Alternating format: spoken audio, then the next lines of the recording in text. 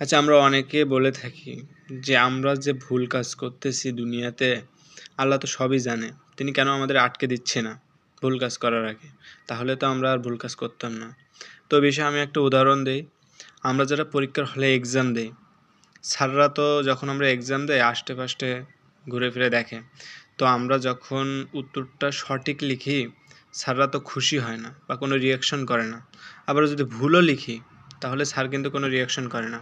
তিনি রিঅ্যাকশন তখনই করে পরীক্ষা হওয়ার পরে রেজাল্ট দেওয়ার সময়।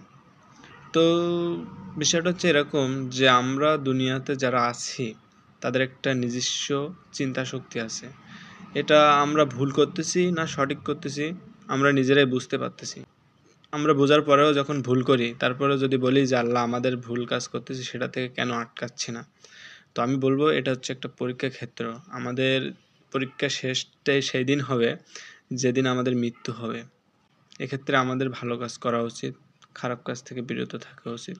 আল্লাহ আমাদের আটকাবে না, কারণ আমাদের একটা নিজস্ব স্বাধীন চিন্তা শক্তি দিয়েছে এবং যা ইচ্ছা সেটা করার শক্তি দিয়েছে। এখন আমাদের বিবেককে জাগ্রত করতে হবে, এটা হচ্ছে কথা।